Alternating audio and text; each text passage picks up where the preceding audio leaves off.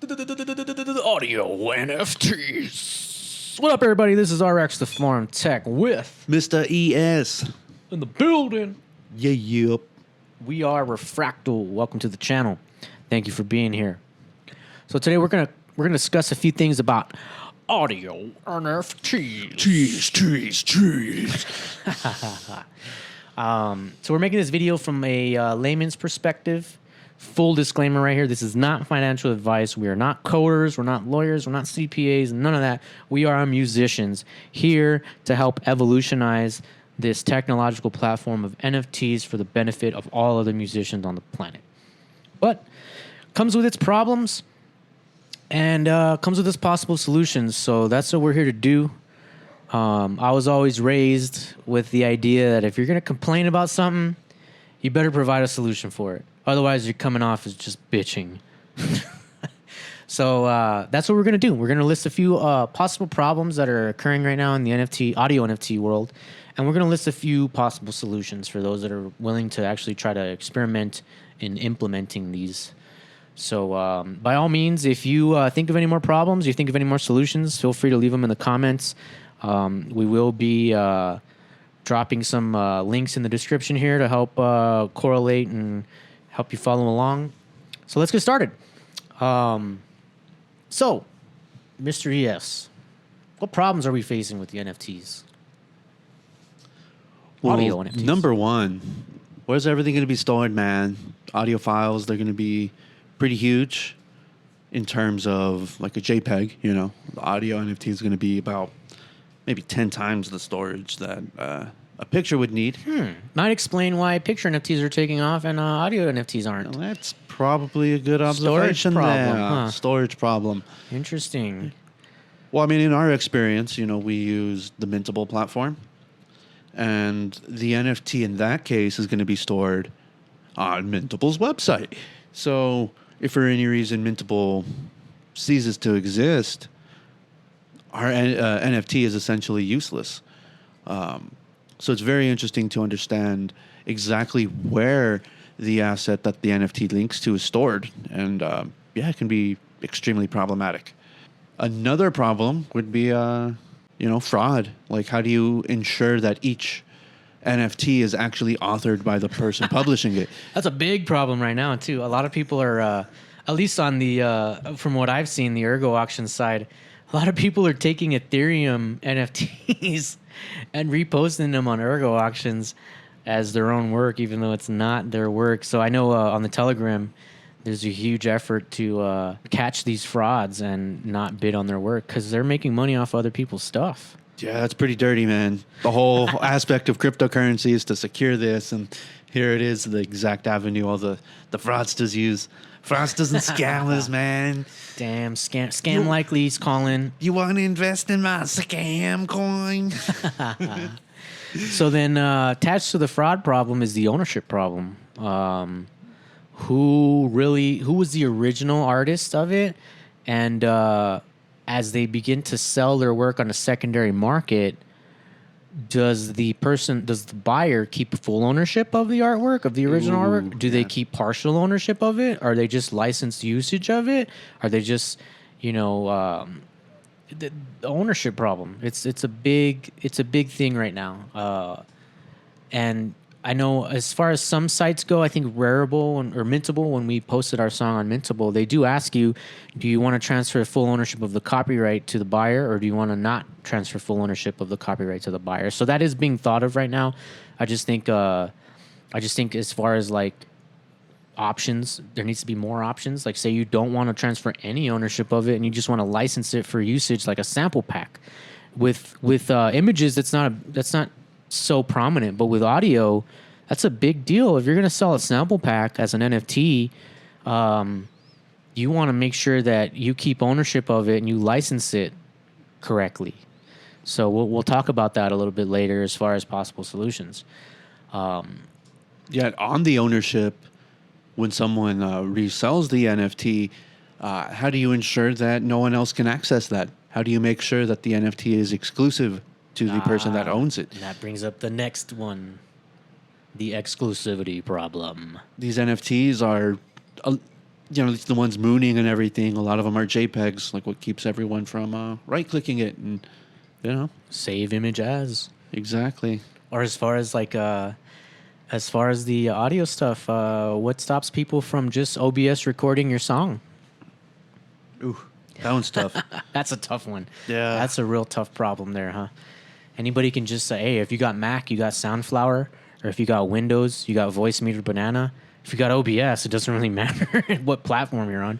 Bro, You can I'll second you. I got my tape recorder with a microphone. Oh, that goes way back to the radio days, man. Yeah, man. Making playlists on tape cassettes.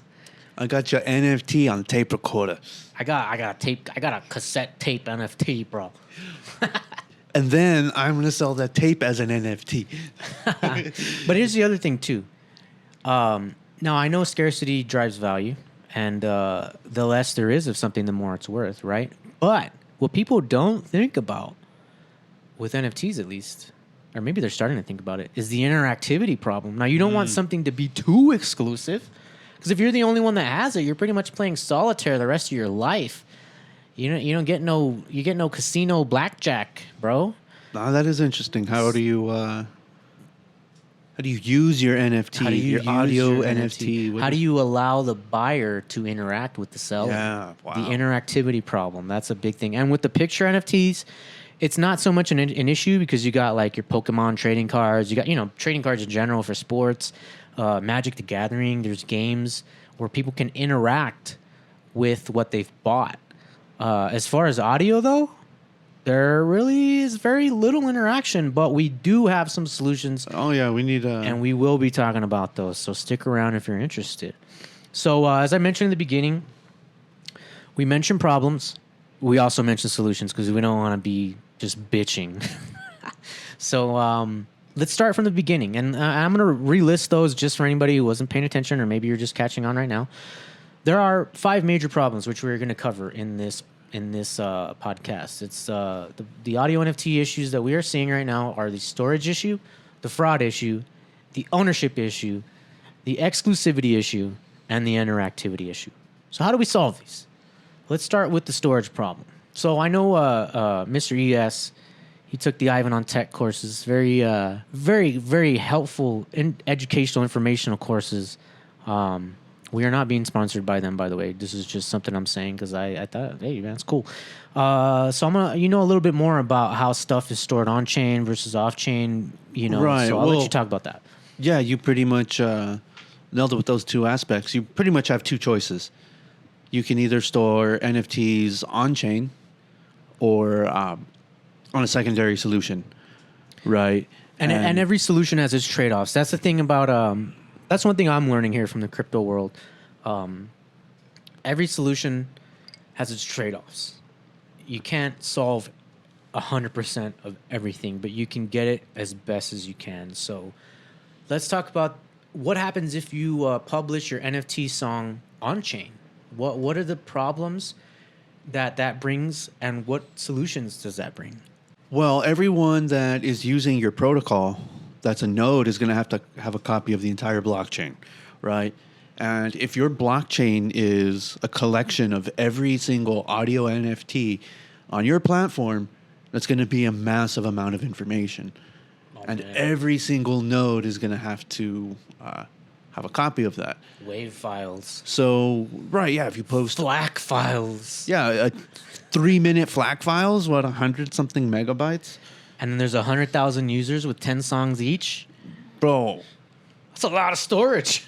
Bro. That's a storage problem right there.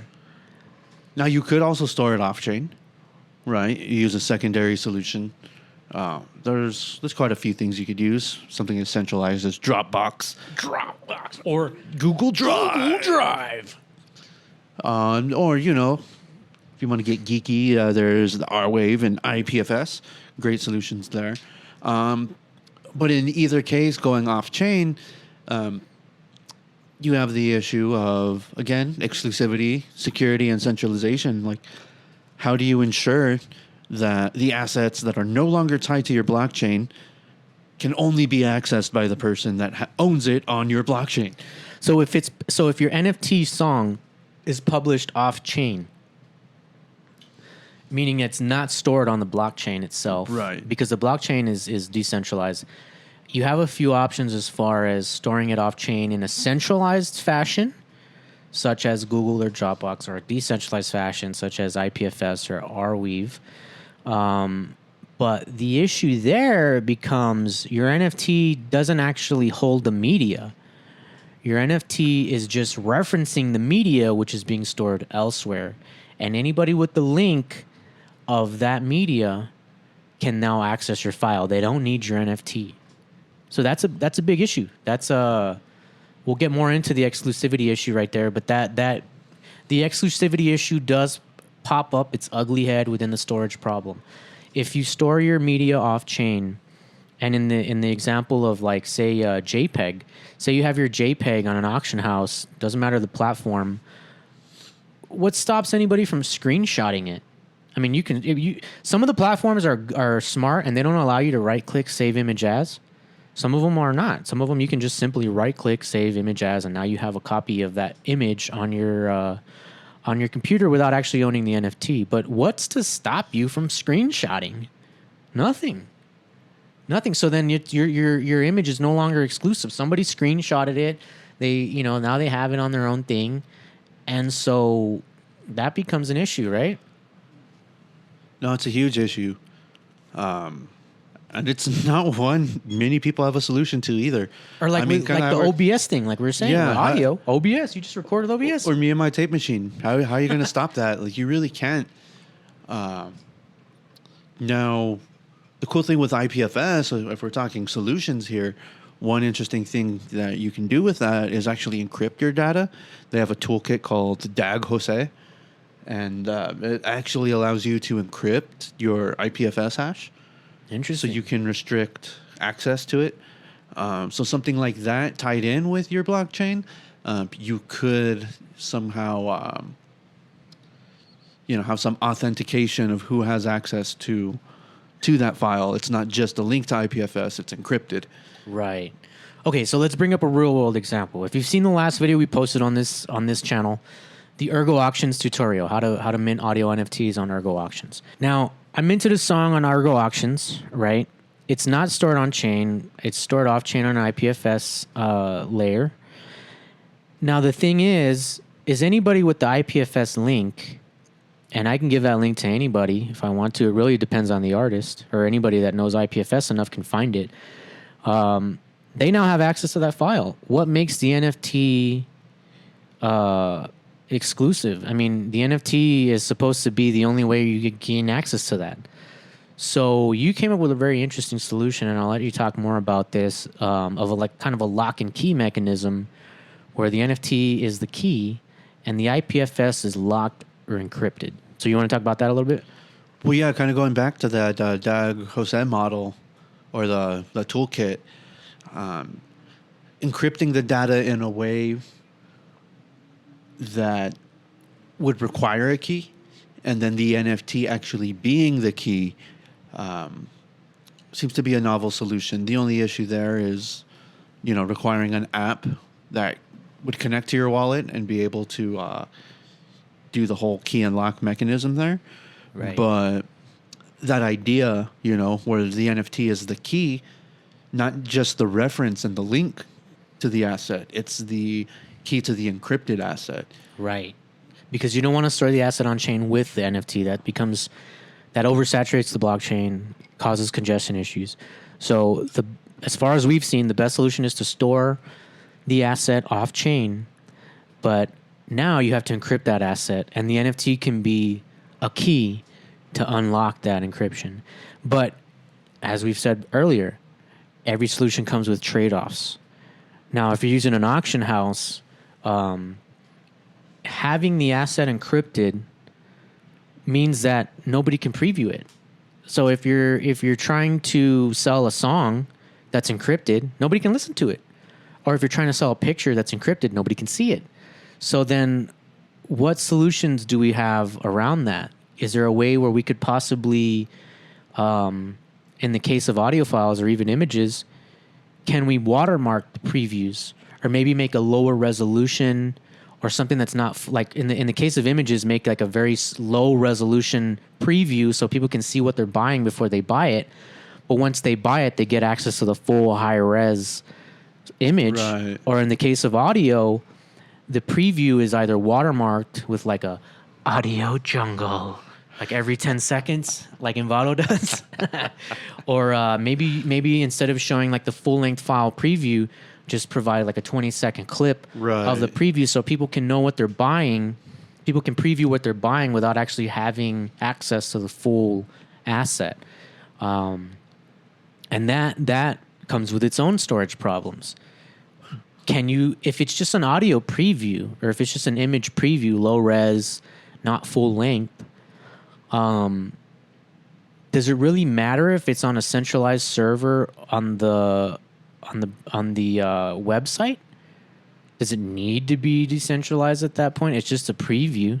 I mean, the asset itself, it's kind of akin to eBay. If I wanted to go sell my mountain bike right now, I'm going to take pictures of my mountain bike. The pictures are not the mountain bike, but I'm going to try to create a listing that inspires the person viewing to buy it, right? Right. So you do have to create a way for someone to view what they're going to buy without providing the actual asset. And I think most people are okay with that part being centralized. Right. Like the minting aspect, the ownership, and all of that is decentralized. I think people are okay with the very last layer being somewhat centralized. Right. And I know that's an unpopular opinion. Yeah, just an opinion. Decentralize everything, right? That's what we all are here for. But in some cases, it's an audio preview. It's an image preview. It's not the actual thing that you're buying. So does it matter if it's on a centralized server or not? Now, don't get me wrong. If there are decentralized solutions for this, then do them. You know, post a preview on IPFS too, but have it separate from the actual asset.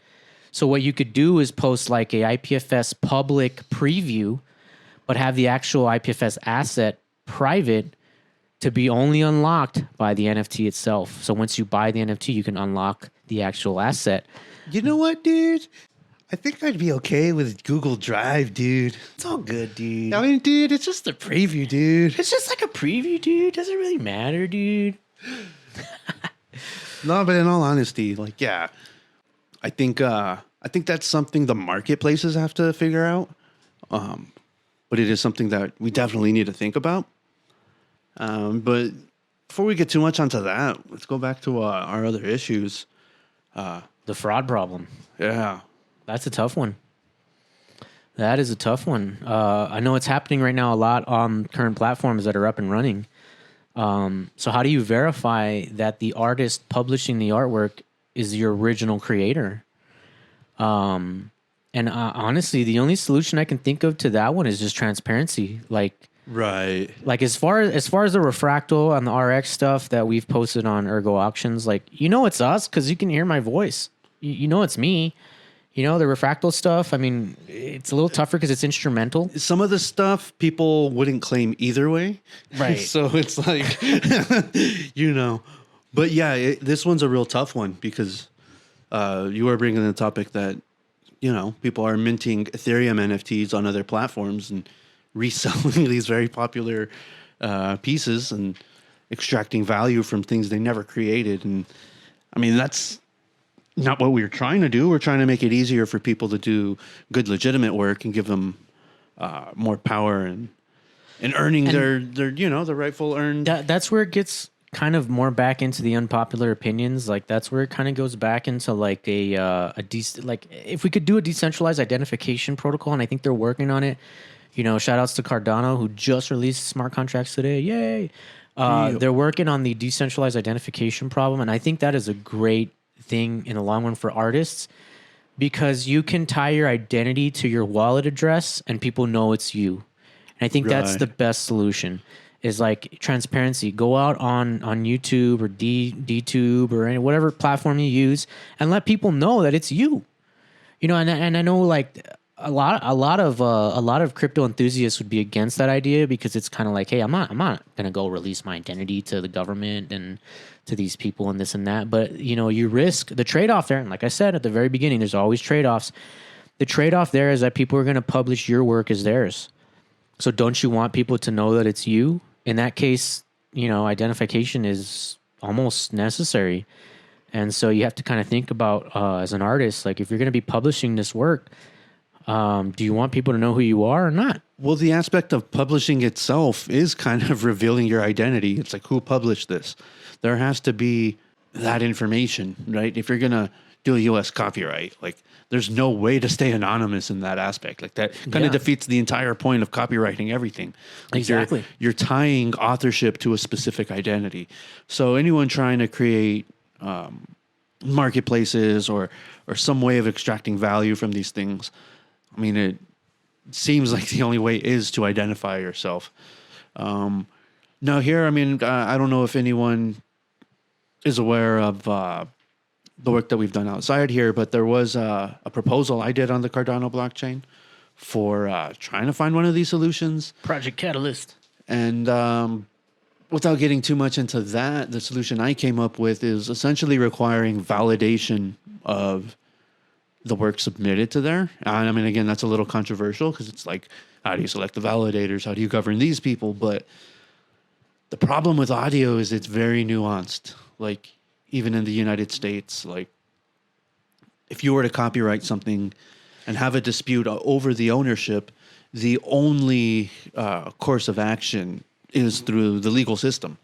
Right. And well, that starts to go a little bit into the ownership problem, which we'll cover next. But right. I do. So I know on Ergo Auctions, at least, they're implementing a solution where they use Google image search, where you can reverse search an image. Basically, you post the image on Google, and then it shows if there's any other copies of it on the web.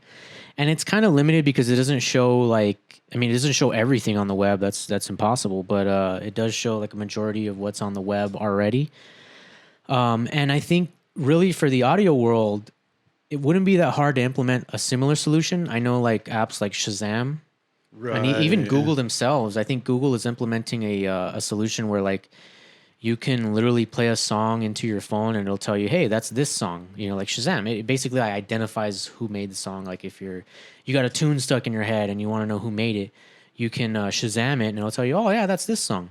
So we can use that similar technology to kind of like reverse cross-reference audio files, and I think that's something that needs to be implemented here in the near future. The problem, though, is that like with cover songs and parody songs and songs that are similar, it's going to find all those too. So then you have to kind of like... Right. I do think there needs to be some kind of human intervention at some aspect of there. Right. Because AI is only as good as you train it, the data sets that you're providing it. Like you said, there's no way to access the entire internet. Like Google hasn't indexed all of that. Right. And that would be the requirement to have something as... That goes into a little bit of what I used to do for work. At one point, I was a search engine optimizer for Google using LeapForce or Lions Bridge.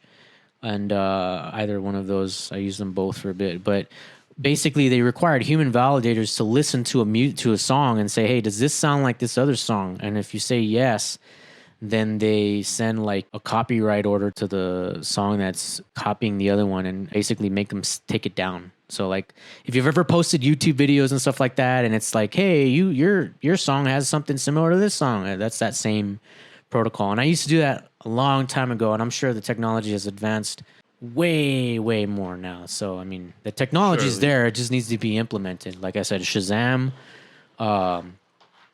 Google freaking validation, search engine validation kind of stuff. Like, all the technology is already there. Well, and here's the thing. If you're the original artist and you did create this art piece, you proving that you created that should be a very easy task. So maybe, in the case of audio NFTs, maybe releasing it in parts where it can be summed to be the real thing. You know what I mean? Like you have the instrumental version and the a cappella that when combined would be the end product. but the only person that would have the original stems would be the original artist, right? So maybe some novel solution like that. Stemming, yeah, that's an interesting solution. Stemming, yeah. Could be a way of validating identification on that. Or Photoshop layers for picture in it. Right, exactly. Like just kind of breaking things more down into their elemental nature could prove a way of, validating the ownership of those things. Yeah, that's a great solution, dude. I would have never even thought of that. Like that's amazing. Stemming out layers for images, or stemming out like just audio stems for audio or video. Like that's a great idea, dude. I didn't even think of that. But with the fraud issue, we also have, it kind of ties very well into the ownership issue. And you should have the option to pick how you want resales to be handled at the very beginning of the minting process. So for example, like when you're minting a new NFT, I think Mintable had the option of like, when you resell it, do you want to resell the entire copyright? And so now the buyer gains full 100% ownership of that asset? Or do you want to not sell the copyright and only give away partial ownership to the buyer? And I think Mintable does that already. But there are more options. And I think, the more options you give users and publishers, the better. Oh, yeah. I mean, just creative content generation is so nuanced. I mean, right. Like just in audio, you can have a cover song which would automatically qualify for mechanical licensing. Or a parody. Derivative Weird works. Al. Right. I mean, there's just so many different things. Been spending most of my life or living in an Amish paradise. Just audio, other features, artist features. Right. Like how do you dictate who is the actual author on there if there's actual collaborative efforts? Well, what about like, yeah, that's true. Collaborative efforts, partial ownership between two creators. But there's this whole other side that I really haven't seen too much in the NFT world. And granted, if you guys seen this in other blockchains, feel free to drop it in the comments if they've already been implementing this. But licensing types, like say you don't want to give away any ownership. Like, I mean, because obviously there's that issue. You can give away full ownership, so the buyer now owns 100% of that asset. Or you can give away partial ownership. So, like with Ergo Auctions, they're giving kickback royalties. So the original uploader gets royalties every resale. Or like you said, with collaborations, you can do a 50-50 split, or if it's a trio, do a 33 split, whatever. But what if you don't want to give away any ownership? Say you're selling a sample pack, or like a... like with music libraries, and there's a bunch out there like the Audio Jungle through Envato or Motion Array, VidEasy. They all have different models of licensing, but none of them actually transfer ownership to the user. The ownership stays with the publisher at all times, and the users are able to license usage of that asset. And so, as far as I've seen, you have the subscription-based model, which is inevitably centralized, and you also have the unsubscribed model, which is probably more relevant in this case. But I do like how Envato does give the option to have different licensing types. So, like for example, like I have a few tracks on Envato, and it asks you at the very beginning as you're uploading the song, like, do you want to upload this to be sold for educational purposes, for corporate purposes, or for broadcasting purposes, right? And if you're doing it for educational purposes, you're not able to charge a high fee. Like it caps you out. It only lets you set a maximum fee for that. So if you're doing it for educational purposes, like you can only charge like $20 per usage of the song. So every time somebody uses that song, they have to pay you $20 or something like that. Whereas if you're using it on if the user is licensing your song on a broadcasting level, which means that maybe they're going to use it in a movie or in a situation where more than 1 million people are going to hear it, you're able to ask for thousands of dollars for that license. And the very fact they give you those options is amazing. It's awesome, and I don't see that very much in the crypto world, where I think that could be implemented fairly easily.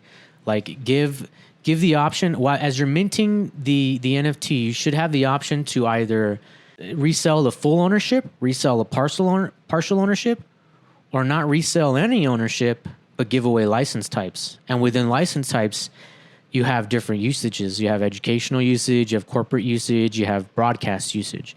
And I think that model, it would be great to implement within the crypto. Oh no, it's a sphere. beautiful model. Beautiful model. I mean, it's a very nuanced industry, you know. And for most people, the actual creative content is the proof of work. I mean, you've already put all your time and effort into creating the asset. And most artists would agree with me that that is the thing that should make you money. You shouldn't have to sign away your rights, you know. So giving that option of whenever possible to make money off of your creative content versus signing it away, I Right. think that's granted. There needs to be the apps and the marketplaces developed for that, but I think that's going to be the most beneficial to Right. to creative artists. And that's what we keep coming to. The marketplace with the most options for the publisher and the user is going to be the most successful.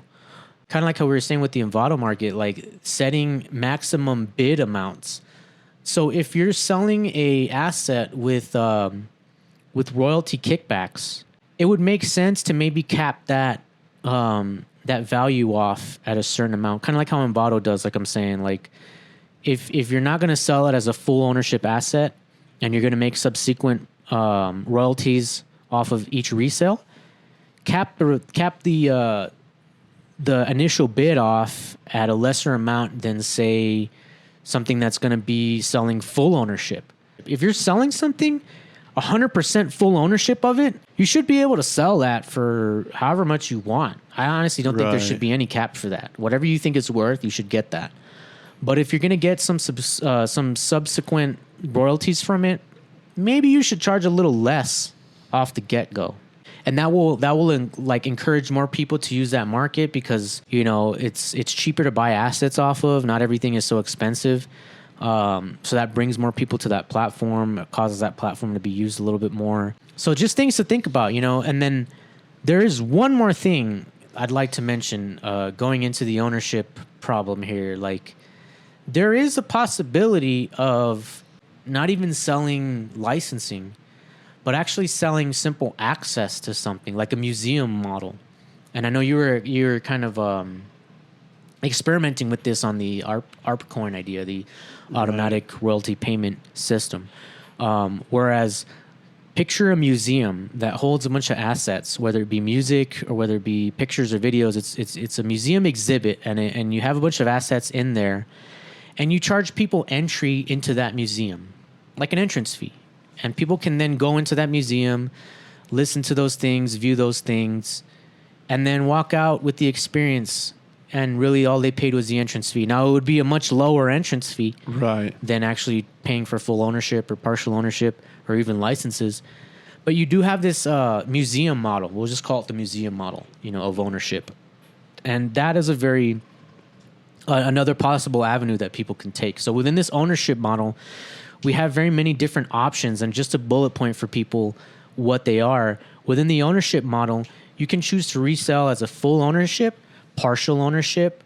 You can sell license types, and those come with different options, or you can choose to sell as a museum model, kind of like as a access, not ownership, but you're selling access to it. And that comes with its own problems. Once again, trade-offs.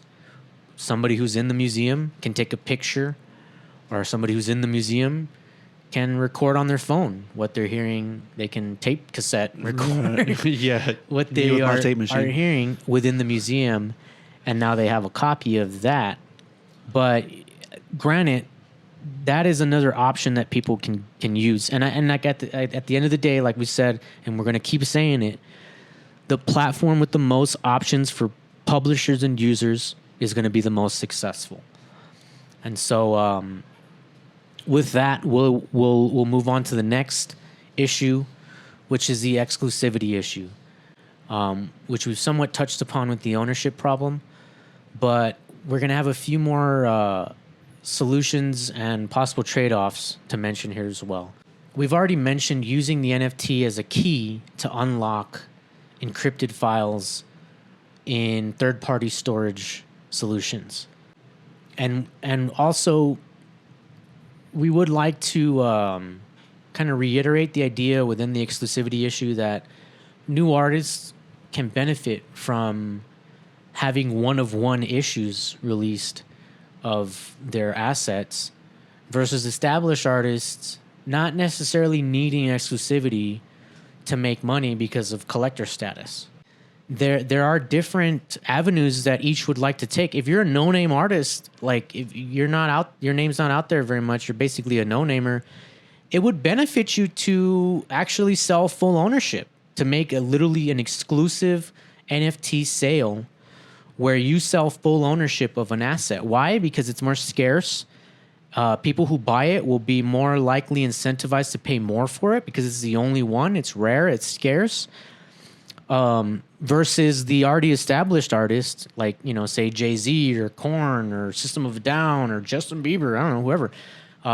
They can charge. They don't necessarily need to make a full ownership transfer.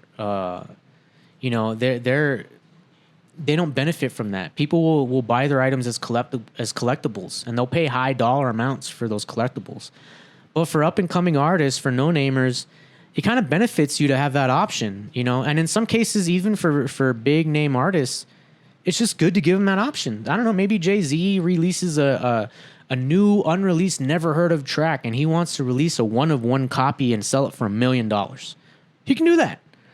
You know what I mean? People are going to buy his stuff anyways, but hey, if he wants to make $1 million off of one song, he can do that. Versus, like, you know, a no-name artist, they probably won't make $1 million off it because they're not so known, and they probably won't be so successful on the collectibles market, but they have that option.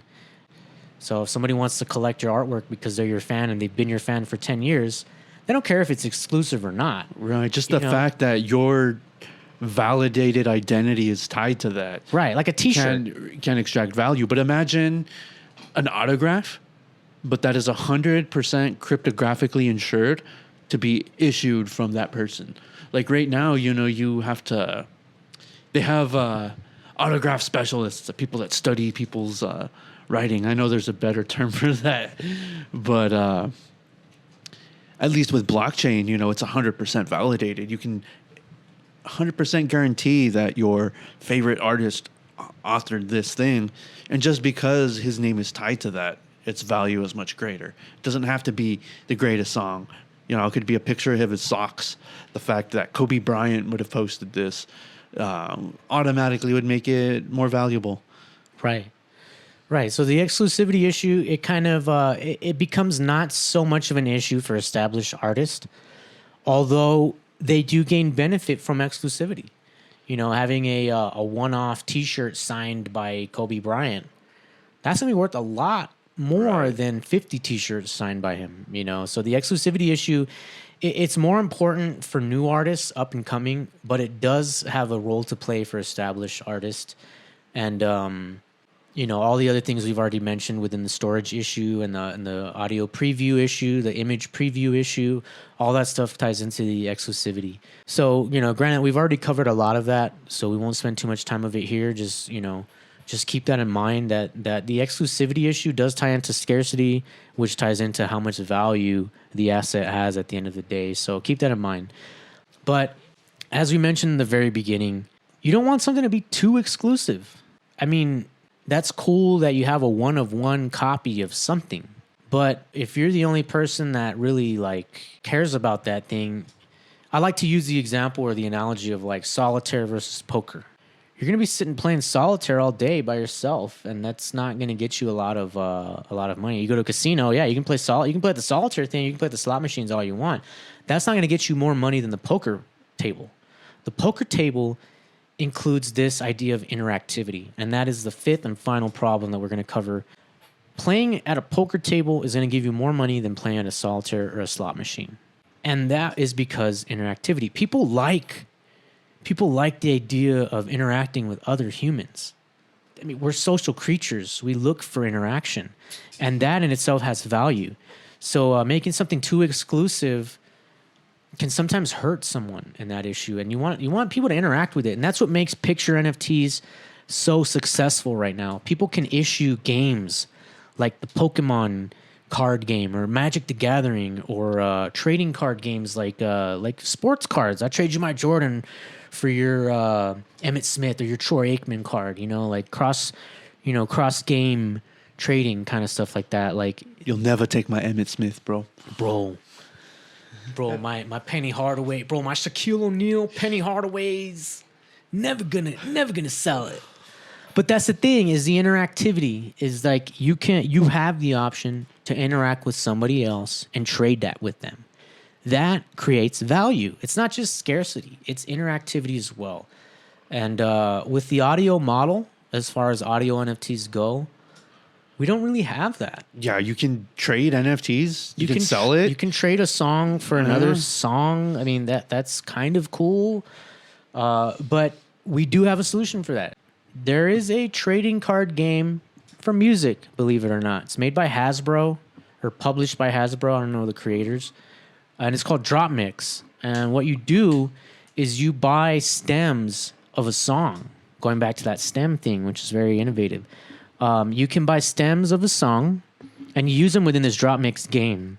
So, like, I purchased the drums for a System of a Down song, and then you purchase the guitar part or a bass part for Infected Mushroom song or something. And now we can combine them. I can combine your Infected Mushroom bass part with my System of a Down drum part, and we can make a new song out of it. That is essentially the concept behind the Drop Mix game, and it's an actual board game. You can go buy it on eBay. Right. It's kind of expensive, it's pretty cool, man. But it's pretty fucking cool. Like, you can literally buy and trade different cards of audio stems and then combine them together in different ways where they're automatically repitched and retimed for them to fit together. And that's kind of the tricky part behind the development side, if developers are ever actually interested in doing this kind of a concept, how to repitch and retime things so that they work together.